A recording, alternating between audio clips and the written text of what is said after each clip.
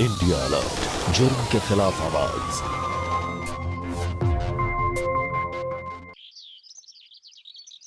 Madam जी, हम रघुआ से कह रहल बानी अनसियो के मरले बा, रघुआ के छोड़िया मत। अम्मा जी, हम रवा के इहे बतावल चाहतानी कि ई राउर के गलत फहमी बा। सना ही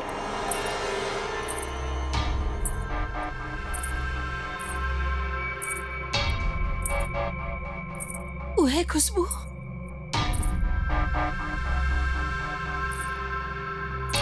उहे पायल, उहे चूड़ी,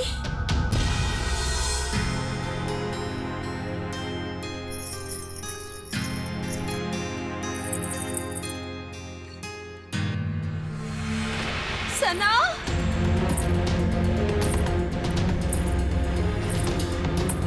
सना,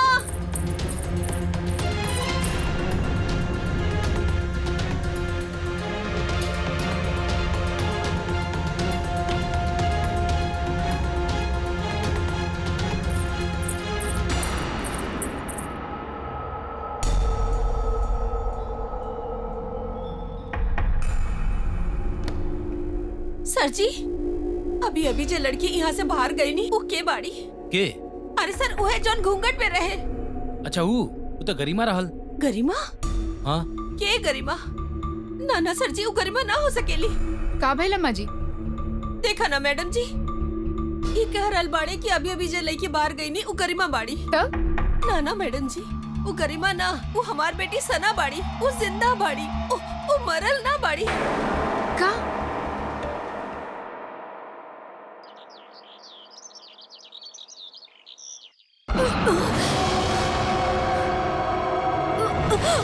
जियल हराम कर दले वाले ते हमार जिंदगी बर्बाद हो गई तोरा वजह से। जिंदगी तो हमार खराब कर देले बड़ा। दम घुटेला हमार हिया। दम घुट रहल बा तो जाके मर जो कहीं। हां हां, तार बस चलत ना तो हमर गला दबा के मार काहे नहीं खा दे तू? ठीक कहले। अगर हमार बस चले ना तो तोरा के अब्बे मार के सब किस्सा ही खत्म कर देती। जहन्नुम बना के रख देले वाले ते हमरा जिंदगी के। हां तो हमरा के मार दा ना।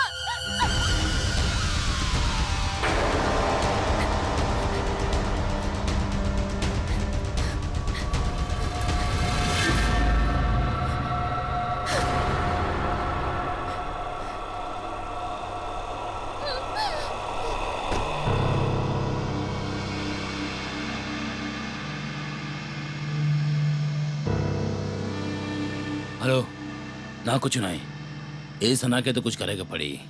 अबे पैसा के काहे टेंशन लेत पड़े, पैसा तो तोरा के मिली है जाई। हमार बात सुन, पहले हमार काम होगी, ओकरा बाद तोरा पैसा मिली, समझ ले। और हाँ, तोरा पे कोना के शक भी ना होगी। ठीक बा, चल फोन रख।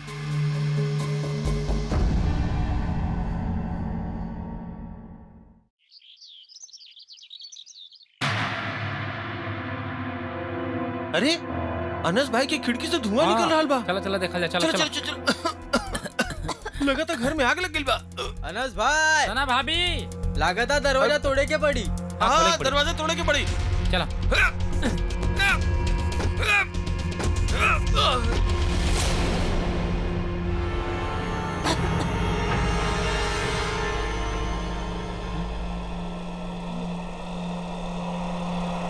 Hello police.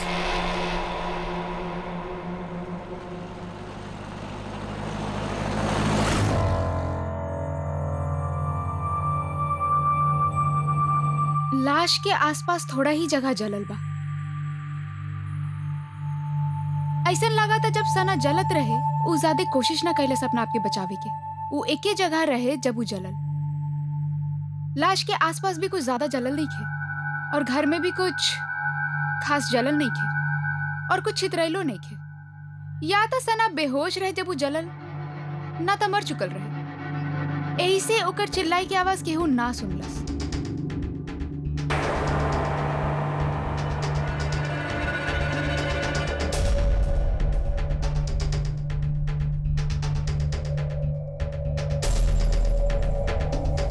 चाय के दूगो कप,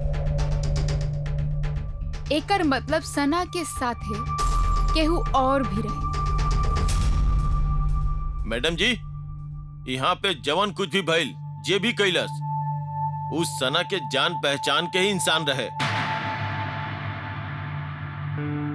एगो काम करा, एकरा के फॉरेंसिक रिपोर्ट खातिर भेज द। जी।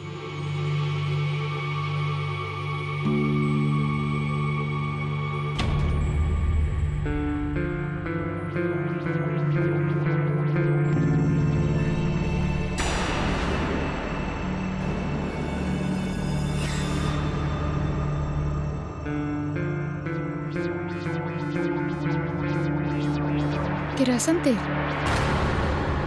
इहे किरासन तेल से सना के जरावल गई होगी। जी मैडम।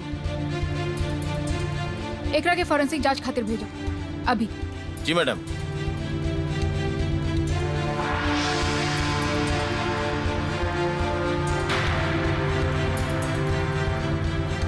एकरो भी रख। जी मैडम। मैडम, आखिर ये खून काहे भइल होगी? चोरी खातिर?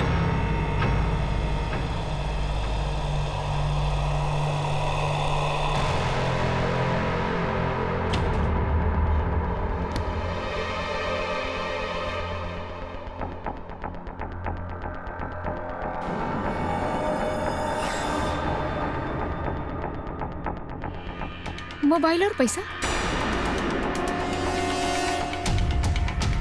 ई तब पक्का बा कि घर में चोरी नहीं खे भाई, काहे कि घर के कौनो सामान गायब नहीं खे। सना के मोबाइल और पैसा भी। तू ऐसन करा, तू पड़ोसी सबसे पूछताछ करा और हम रसीदा और अनस से बातचीत करके आवत हनी। चला। जी मैडम। मैडम जी हमार बेटी सना। मैडम जी। रशीदा जी, रवा चिंता मत करिए, ऐसे तबीयत खराब हो जाए। रहो, हमारी इकलौती बेटी रहे वो, हमार शौहर के इकलौती निशानी, और ये आदमियों के मार देलस, मार डलस, हमार बेटी के मार डलस। हम कुछ नहीं कहले, हमारा ऊपर काहे इल्जाम लगावल जा रहल बा? मुंह बंद रखा, जब पूछल जाए तबे जवाब दिए।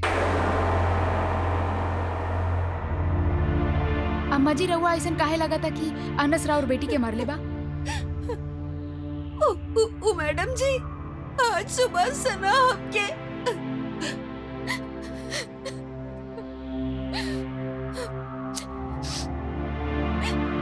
अम्मी, का भइल सना बेटा, काहे रोबत बाड़ू?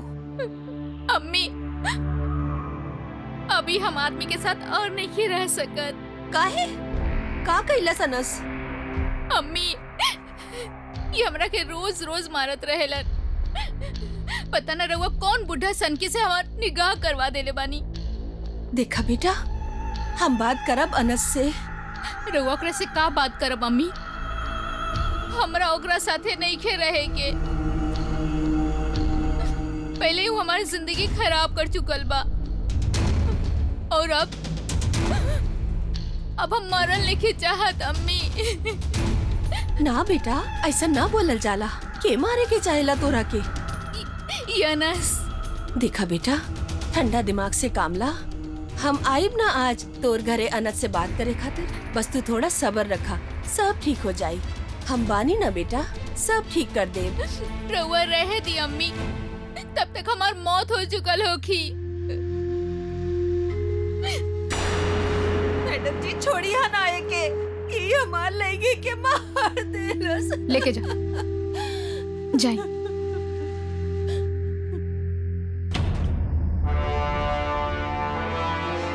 मैडम, रउआ हमार थाना चल के बतेबे कि इहे बतेबे? देखी मैडम, रउआ ई सबके बात के विश्वास मत करी। हम सच बोल रहल बानी। हम सना के नहीं मरले, हमारा ऊपर झूठा इल्जाम लगावल जा रहल बा। अच्छा, तोरा के फसावल जा रहल बा? बकवास मत करा। तोरा के हम पुलिस स्टेशन जाके देखब। मैडम, हमार बात सुनी, वो तो हमार बीवी रहे, वो तो आज घर छोड़ के भी जाए वाला रहे। झूठ मत बोला। तोरा के वो छोड़ के काहे जाए? अब हमरा कैसे पता मैडम?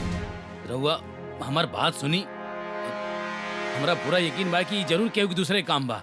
अब एगो और कहानी? हम कोनो नया कहानी नहीं बनावत मैडम, रउआ हमार विश्वास करी।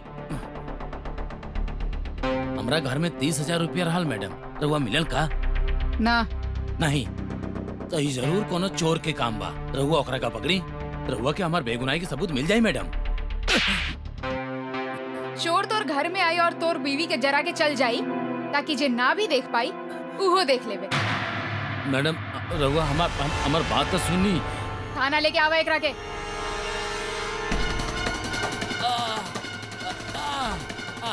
हम निर्दोष बानी, हमके मत मारा, हम कुछ नहीं कहले, हम निर्दोष बानी मैडम, हम सच बोलत बानी, खुदा कसम मैडम हम निर्दोष बानी, हम सना के नहीं मारली मैडम। तोर तो कैसे बंदे नहीं के हो। चुप। मैडम अगर एको बार और जबान खोल ले ना तो चमड़ी उधेर के रख दे, समझ ले। हाँ प्लीज एक बार हमारी बात सुन ली, एक बार। आज सवेरे ही हमने के तलाक हो गई है। अच्छा तलाक? मैडम हम सच बोलत नहीं, हमार यकीन करी। का बकवास कर रहल बाड़े तू? वो हमारा साथे खुश ना रहे, वो हमारा से अलग रहल चाहत रहे मैडम, और वो हमारा साथे अब शर्म महसूस करत रहे, कहे कि हम उम्र में बड़ा बानी ना मैडम। हम झूठ नहीं बोलत मैडम, हम नहीं मरले ओकरा के मैडम। जब हमनी के बीच में कुछ बचल है ना तो हम ओकरा काहे मारम रहुए बताई। ई त तोरे मालूम होगी, हो सकेला तो गुस्सा में मार डाले हो क्या? ना ना ना मैडम हम नहीं मरले, हो सकेला मैडम कि वो खुदकुशी कैले होके। हाँ अच्छा तोरा बड़ा मालूम बा। हाँ मैडम पॉसिबिलिटी बाना, हो सकेला।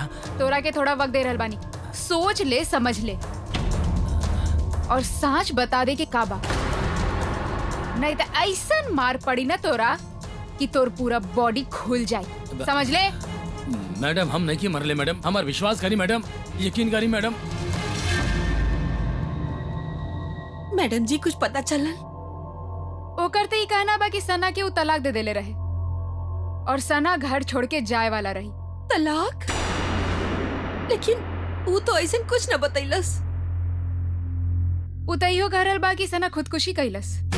खुदकुशी? ना मैडम जी, ये बिल्कुल गलत है। हमार बेटी ऐसा ना कर सकेली, ओकर पास ऐसा कोनो वजह ही ना रहे कि वो खुदकुशी करे। रवा रोई मत, चिंता मत करी और हमरा पे भरोसा रखी। हम सना के कातिल के इतना आसानी से अपन हाथ से जाए ना दे। जी मैडम जी।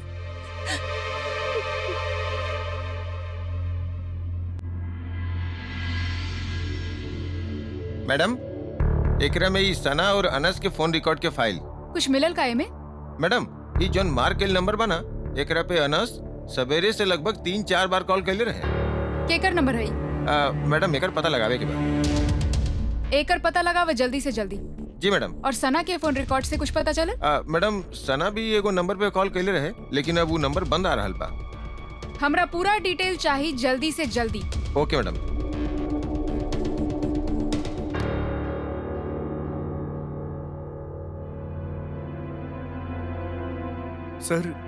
सर हमार बहन नजमा सुबेरे से गायब बाड़ी, पता ना बिलाल ओकरा कहाँ गायब कर देले बा। बिलाल? सर बिलाल हमार बहन के शोहर हा, वो ओकरा दहेज खातिर बहुत परेशान करत रहे। हाल ही में वो 3 लाख के डिमांड भी रखले रहे, जे हम देवे से मना कर देली। सर ओकरा बहुत परेशान करत रहे, आज अचानक पता ना हमार बहन सवेरे से कहाँ गायब हो गई। सर प्लीज प्लीज हमार बहन के ढूंढ दी। रहुआ फिक्र मत करी, हम ओकरा के ढूंढ ले। पहले तो ही बिलाल से बात करे के पड़ी।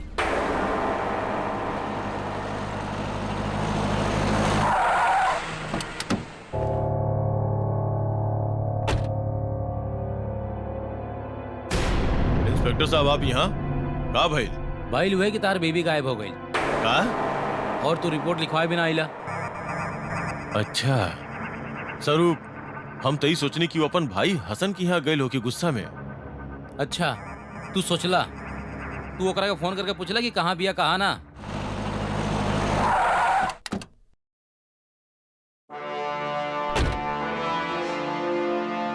देखिए सर बात ही बाकी। मैडम रहुआ यहाँ? हम नजमा नाम के औरत के ढूंढ रहल बानी। नजमा? काहे? का भाई? हमारे एगो केस में सना नाम की औरत के जल के मौत हो गई, ओकरा लास्ट कॉल नजमा के आयल रहे। और तू? मैडम हम यहाँ नजमा के ढूंढत आइल बनी। ये होकर सोहर बिलाल, ये ओकरा के बहुत मारत रहला पीटत रहला, लेकिन अब वो गायब बिया। लेकिन नजमा और सना एक दूसरे के कैसे जाने दी?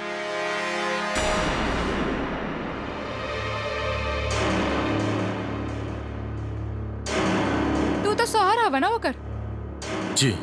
तो तारा कैसे नहीं के पता कि ताहर बीवी केकरा से मिले जुलत रहे? मैडम, हम ओ दिन अम्मी के सना आंटी के साथे देखले रही। सना आंटी हमार पड़ोसन हई, वो अम्मी के दोस्त भी रही। उनका अक्सर आना जाना रहे हमार घरे। अम्मी और सना आंटी के जाए के बाद हम भी स्कूल के लिए निकल गई। एकर मतलब सना के मौत से पहले उ नजमा से मिले आयल रहे, लेकिन काहे?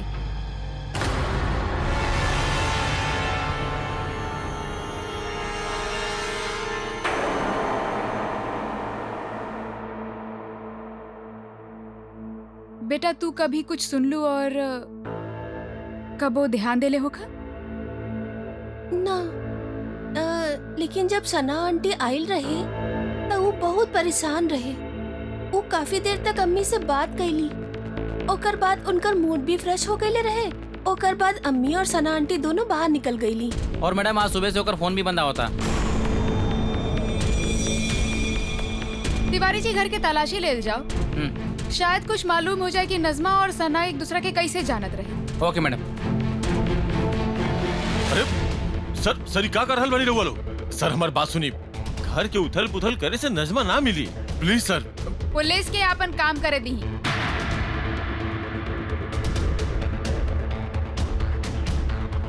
मैडम हमार बात तो सुनी रहुआ।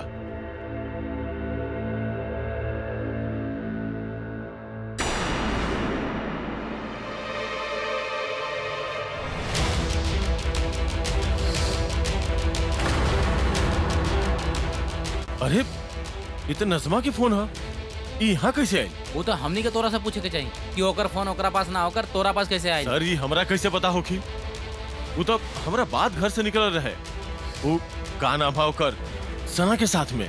पहले सना आए और ओकरा बाद नजमा, फिर ये दोनों एक साथ मिलके घर से चल गई और ओकरा बाद सना के मौत हो गई। कहीं नजमा तो सना के कत्ल नहीं के कैले होखे? शायद हो सकेला मैडम, लेकिन काहे? उ 30,000 रुपया खातिर जौन सना के घर से गायब भइल बा। ई फाइल हमारे टेबल पे रखता जा। मैडम जी रहुआ हमार बहन पे कैसे शक कर सकेली? ओकरा पे तो ओकर शौहर जुम ढैले रहे दहेज खातिर, और अब रहुआ? हमनी के पास बहुत सारा वजह बा नजमा पे शक करे खातिर। आसमा कई बार सना के देख ले बिया, तहार बहन नजमा के पैसा देत। कहा? ई कैसे हो सकेला? बिल्कुल हो सकेला। बिलाल से पिटाइला के बाद ओकरा पास और कोनो चारा न रहे, उतारा के बोलल छोड़ देले रहे। यही से उस सना के साथे गई और 30,000 रुपया खातिर उ ओकर कत्ल कर देले होखी। ना मैडम जी, ऐसा ना हो सकेला। मैडम वो नंबर राहिला का है जो पे अनस के बाद भइल बा। राहिला के है? राहिला मैडम अनस के पहली बीबी जेकरा के तलाक दे चुकल बा। ओकरा अभी के अभी उठा के लेके आवा। जी मैडम। एक के बार पूछब और एक के बार में जवाब दे हमरा के। बोला, अनस तोरा के फोन काहे कैले रहे? बोला ना तो अपना तरीका से निकलवाई। पैसा खातिर। पैसा? कौन पैसा? भले ही अनस हमरा के छोड़ देले रहे, लेकिन बच्चा के खर्चा खातिर वो हमरा के पैसा देत रहे। वो दिन भी वो हमरा के 30,000 रुपया देले रहे। तिवारी जी। जी मैडम। अनस के अभी उठा के लेके आवा। जी मैडम। एगो माँ के अपन बेटी के कातिल के सजा दिलावे के जद्दोजहद ओकर झंझोर के रख देले रहले। सना के शौहर अनस के झूठ बोलल ई साफ जाहिर करेला कि शायद सना के खून से ओकर हाथ रंगल बा। अनस के अपन पहला बीवी से रिश्ता ई साफ जाहिर करा था कि उस सना के धोखा दे रहल बा, लेकिन उस सना के मरलस का है। आखिर ऐसन का भइल रहे ई दोनों के बीच कि उस सना के मार के ओकर लाश के जला के ओकरा एगो खुदकुशी के रूप देवे के चाहत रहे। का वो अपन पहला बीवी के पास वापस जाए के चाहत रहे। नमस्कार, हम गिरीश जैन। क्राइम अलर्ट के आज की हैरत अंगेज एपिसोड में ऐसन कई गो अनसुलझल सवाल बा जिनकर जवाब सामने आइल अभी बाकी बा।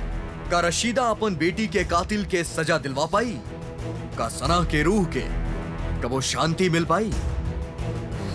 आई देखल जाओ। चल अंदर। अब अब हम का कहीं नहीं, हमारा यहाँ कहाँ लेके आयल बड़ा।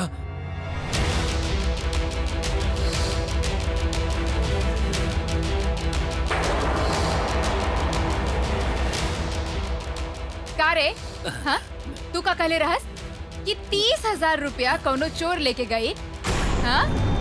जबकि वो पैसा तू खुद राहिला के देले रहस, हाँ? ओ मैडम, ऐसे साफ बा कि तू ही सना के मर ले। बोला। ना मैडम, हम सना के नहीं मरले, हम पे यकीन करी, खुदा की कसम सना के नहीं मरले। हाँ, वो हम मानता नहीं कि वो 30,000 वाला बात हम झूठ कहले रहनी, लेकिन हम सना के खून नहीं कहली मैडम। तिवारी जी। जी मैडम।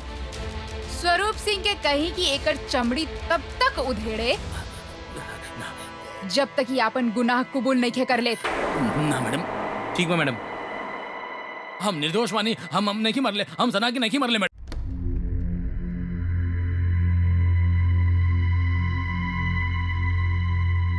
सना के पोस्टमार्टम रिपोर्ट आ गई।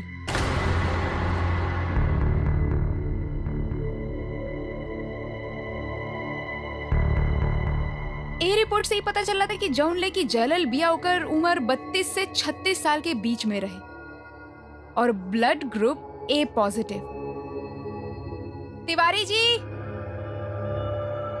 जी मैडम। तिवारी जी, सना के ऊ रिपोर्ट दी जेकरा में ओकर माँ और भाई ओकर ब्लड ग्रुप और एज के बारे में बताइले रहे। जी मैडम।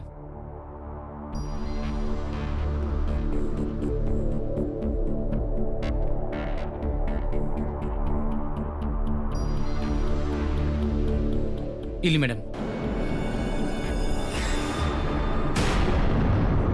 सना के उम्र 22 साल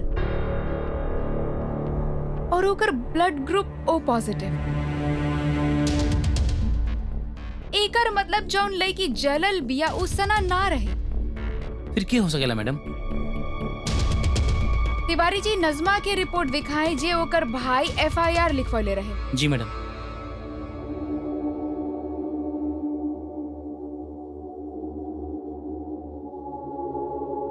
इली मैडम।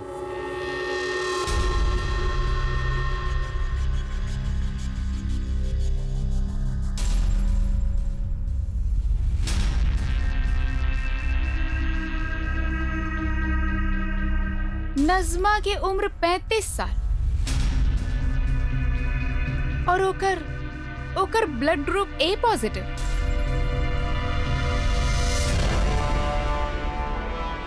एकर मतलब जलल लड़की सना ना रहे। सना नजमा के जला के मार डलस। तिवारी जी। जी मैडम। सना के घर चली। हमनी ऑलरेडी बहुत कुछ मिस कर देले बानी। Let's go. ओके।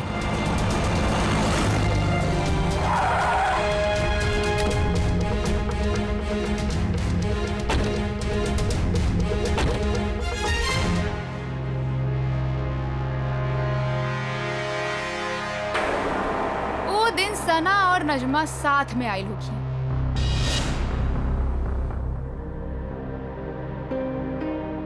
फिर नजमा सोफा पे बैठल होगी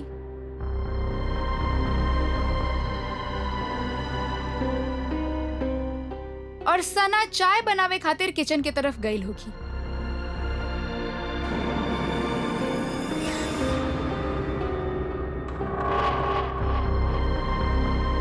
फिर सना 2 कप में चाय डालले होगी।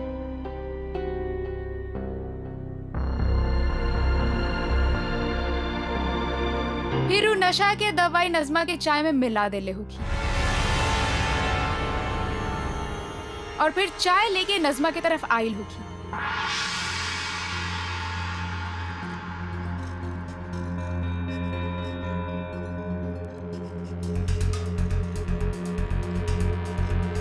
फिर सना नजमा के चाय ऑफर कैले होगी।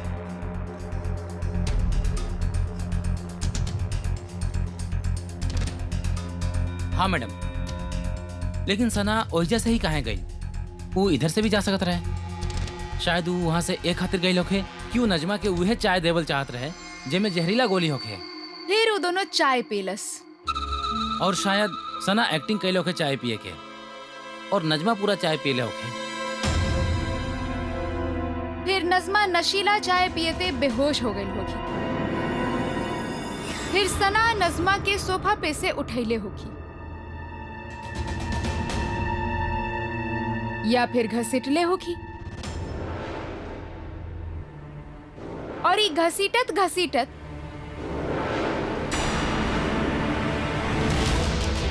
नज़मा के कुर्ती के कपड़ा सोफा में अटक गई होगी। वाह मैडम, क्या बात बा। फिर सना किरासन लेके आई होगी। सना किरासन नज़मा के ऊपर डलले होगी।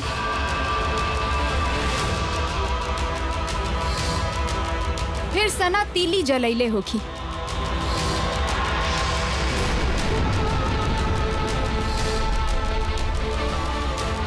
और नज़मा के जला देले होगी। एकर मतलब ये पूरा खेल सना के रचावल में। बाकी सना बिया कहाँ और उ नज़मा के काहे मारलस?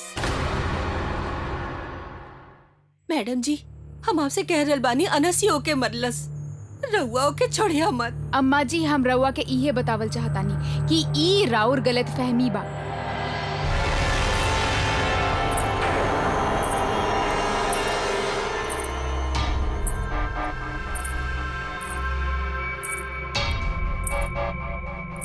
वह खुशबू,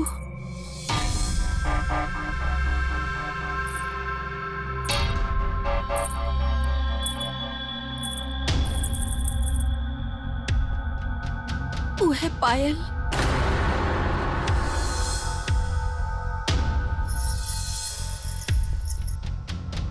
वह चूड़ी। सना, सना,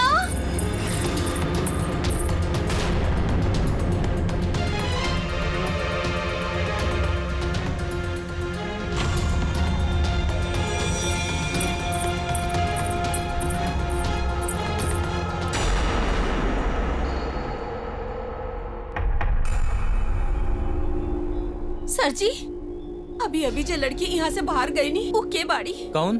अरे सर, वो है जॉन घूंघट पे रहे। अच्छा, वो तो गरिमा रहे। गरिमा? हाँ, के गरिमा? ना ना सर जी, वो गरिमा ना हो सकेली। का भाई लम्मा जी? देखा ना मैडम जी, ठीक कह रहल बाड़ी कि अभी अभी जो लड़की बाहर गई नी, वो गरिमा बाड़ी। ना ना मैडम जी, वो गरिमा ना, वो हमार बेटी सना बाड़ी। वो जिंदा बाड़ी, वो मरल ना बाड़ी। अम्मा जी, हम रउआ के इहे बतावल चाहतानी कि सना जिंदा बिया और उहे नज़मा के मरले बिया। ना ना ना मैडम जी, ई ना हो सकेला। हमार बेटी ऐसे ना कर सकेली। ई सांच बा। तिवारी जी। जी मैडम। वो एड्रेस निकाली जौन गरिमा और सना लिखवा के गए रहे। जी मैडम।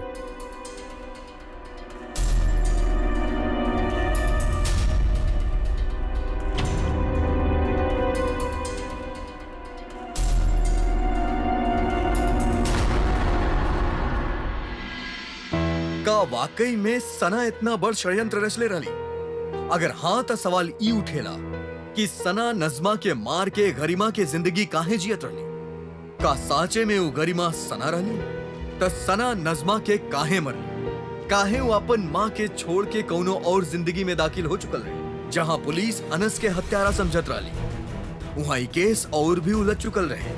आखिर सना अपन मौत के ड्रामा काहे रचली? ऐसन कई गो राज बा जेकर पर्दाफाश कईल पुलिस खातिर बहुत बड़ चुनौती बन गई बा। का पुलिस सना के पकड़ पाई? का ई गरिमा के राज कबो खुल पाई? आई देखल जाओ।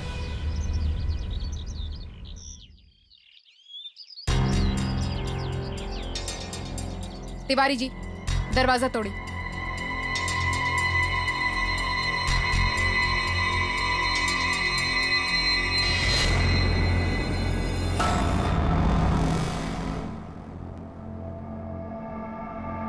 तिवारी जी, चेक करी। Yes madam. तू इन्हें चेक कर। जी मैडम।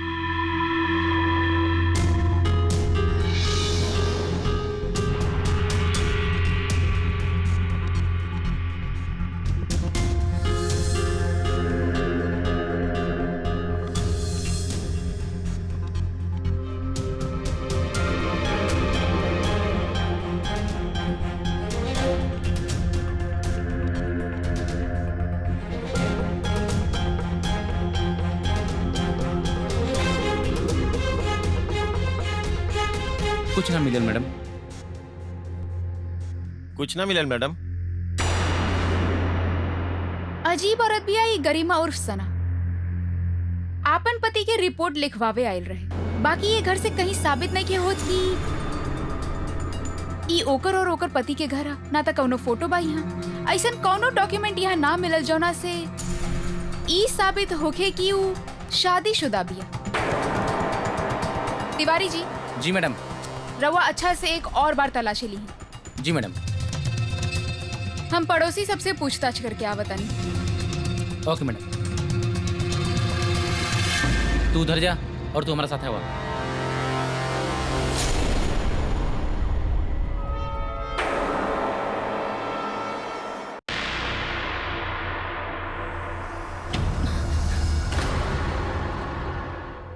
जहाँ कहे रहल बाड़ू जौने पूछे के बा पूछ ला। वो मैडम जी हम सोचत रही कि यहाँ पुलिस काहे आयल बिया। एकरा के जाना ताड़ू? हाँ ये तो गरिमा हिया, ये तो ऐजे रहेले। वैसे बात का भइल बा? और एकर पति के नाम ऋषि है। हाँ जी, अभी अभी दोनों के नया नया शादी भइल बा। ऋषि के नंबर बा तारा पास? हाँ बिल्कुल बा, पड़ोसी के पास तो सब खबर रहे के चाहिए ना। एजा का हो रहल बा? नंबर जी 82098। जाए।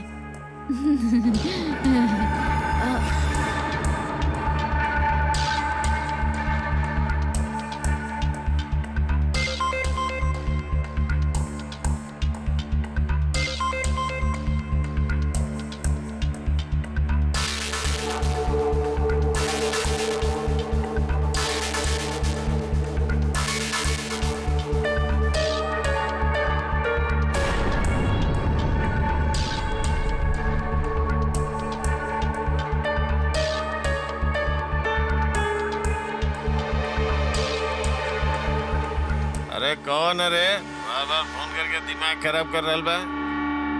अरे समझ में नहीं क्या फोन काट रहल बानी। नहीं क्या बात करेगी यार हमरा? का ई ऋषि जी बात कर रहल बानी? हाँ बोल रहल बानी। वो कहा ना कि राउर बीवी गरिमा के 3 लाख के लॉटरी लागल बा।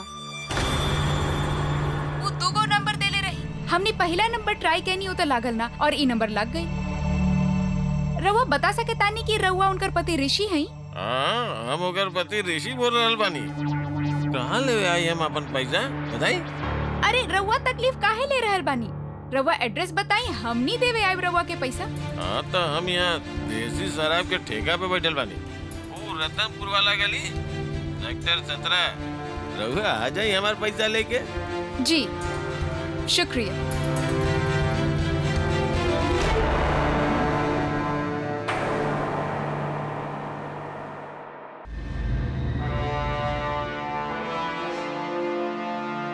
ए में ऋषि कौन है?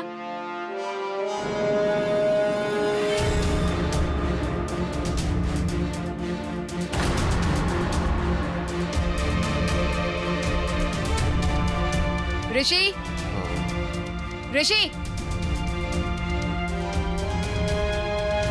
तिवारी जी। जी मैडम। थाना ले चलिए एकरा। एकर तो उहे जाके उतरी।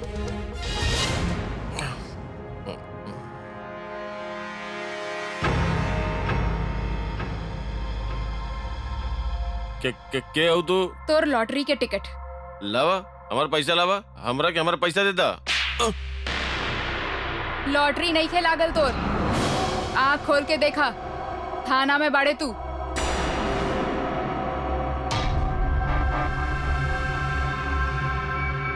काहे? हाँ? थाना के नाम सुनते तोर सब उतर गए? बोला, तोर बीवी गरिमा और सना कहाँ बिया? बोला। मैडम वो हमारी बीवी ना ही है। देखा, नाटक मत कर, सच सच बता दे, ना तो ऐसन धुलाई कर अब ना चमड़ी उधेड़ के रख दे तोर। बतावा। सच में मैडम वो हमार पत्नी ना ही है। हमनी तो शादी नहीं के भइल। सच कह रहल बानी हम। मैडम वो अपन पति के तलाक दे के आयल रहे। फाइनली तोहरा ओकरा से छुटकारा मिल गई। हमनी कल है शादी करब। और अपन एगो नया दुनिया बसाई।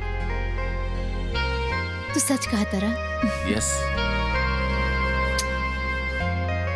हम बहुत खुश बानी।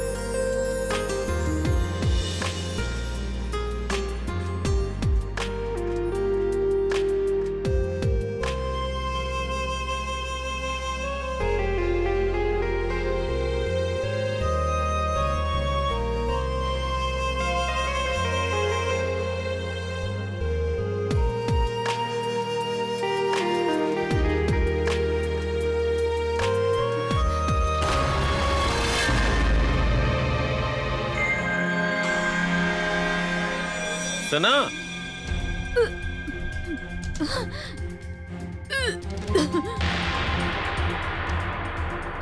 सना, सना, का भेल तोरा? तू ठीक तो बाड़ू? पता ना यार, हमार दिल बहुत घबराता। तू टेंशन मत ला, हम कॉलेज डॉक्टर के पास ले चलो, ओके? और जब मैडम हमनी के डॉक्टर के पास गनी तो हमरा पता चलल कि वो 2 महीना के प्रेग्नेंट बिया अपन पति अनस से। मैडम वो हमरा के धोखा दिलस। हम साफ इनकार कर देनी ओकरा के अपनावे से। हम के और के बच्चा के बोझ काहे ली? मैडम वो हमरा से यह कहले रहे कि अनस और ओकर बीच में कोनो मियां बीवी वाला रिश्ता नहीं खे और अनस ओकरा के कबो छोले तक नहीं खे। वो हमरे से झूठ कहलस मैडम। वो गिड़गिड़ाए लागल। हम कहनी बच्चा गिरा दे, हम अपना ले, लेकिन डॉक्टर ना मन ले। कहे कि सना के जान के खतरा रहे। हमरा कुछ समझ में ना आयल तो हम भाग गए नहीं वहां से। मोहल्ला के लोग बोलत रहे कि तोर बीवी है।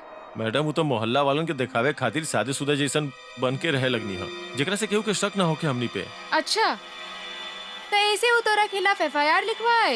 यही डर से तो भगनी मैडम, वो हमारे पीछे ही पड़ गिल रहे। चला बोलावा सना के, हमरा सना चाहिए। लेकिन कहे काहे कि तोरा से शादी करे खातिर कोनो और औरत के खून कर दे ले बिया। का? फोन करा और बुलावा।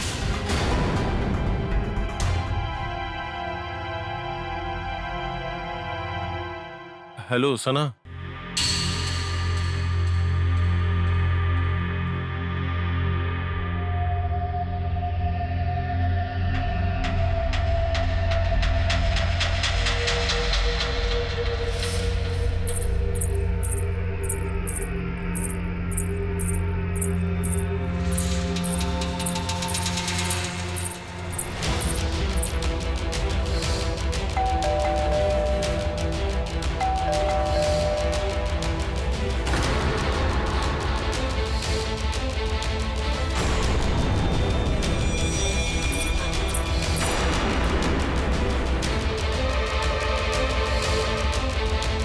अब तोर खेल खत्म।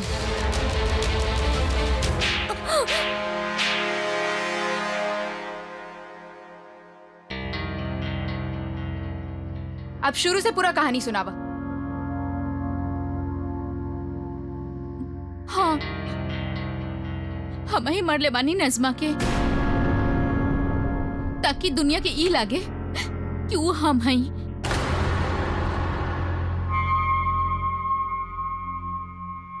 भाग जाइते, मारले का है? काहे कि हमार अम्मी कब्बो हमरा की सब ना करे देती। और हम अपना से ई बड़ा इंसान से शादी करके बिल्कुल खुश ना रही। अम्मी तो बस पैसा खातिर हमर शादी कर देली। और हम इस सबसे छुटकारा पावल चाहत रहनी।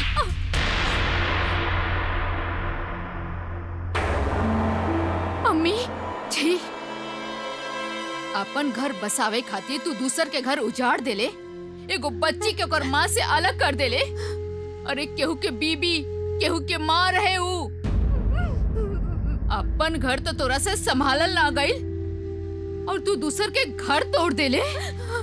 ना अम्मी, आज से हम तोहरा से अपन सब रिश्ता तोड़तानी। ना अम्मी, ना अम्मी, अम्मी।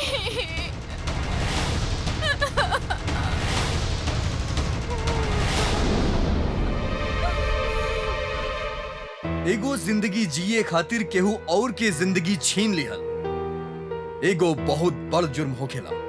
गिन आवेला सना के ऐसन विकृत सोच के देख के, जहां वो एगो मासूम के जान सिर्फ ई खातिर ले ली ताकि वो अपन प्रेमी से शादी कर सके, एगो नया जिंदगी शुरू कर सके। दोस्त, हर केहू के आपन चाहत और ख्वाहिश होखेला। सना के भी कुछ सपना रहल हुई जब ओकर शादी भइल रहे।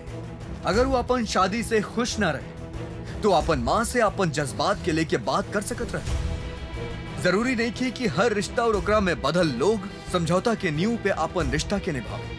अगर कोनो रिश्ता निभ नहीं खे रहा तब बहुत तरीका बा उ रिश्ता के खत्म करेगी। अगर अनस सना के तलाक दे चुकल रहे तो वो अपन माँ से बात कर सकत रहली, ओकरा समझा सकत रहली, उनकरा पास जा सकत रहली। बाकी अफसोस वो ऐसा ना कैली और वो जुर्म के रास्ता अपनावल सही समझली। ऐसा काहे हो खेला? काहे बच्चा सब आपन माँ बाप पे विश्वास ना कर पावेले? काहे वो उनकर बात के समझ ना पाएले? काहे हमनी के माँ बाप के भी अपन बच्चा लोग के जज्बात के समझे के जरूरत बा, उनकर साथ देवे के जरूरत बा, ताकि भविष्य में ऐसा जुर्म दोबारा ना होके। हमनी के विनती बा रउआ सभे से कि रउआ आपस के मसला आपस में ही सुलझाई, ओकरा जुर्म के नाम दे के उलझाएंगे। यही के साथे हम गिरीश जैन क्राइम अलर्ट के एपिसोड में रउआ सभे से विदा लेत बानी। फिर मिलब ऐसा ही कोनो अपराध से रउआ सभे के अलर्ट करावे। तब तक be alert, be safe. Crime alert, जुर्म के खिलाफ आवाज।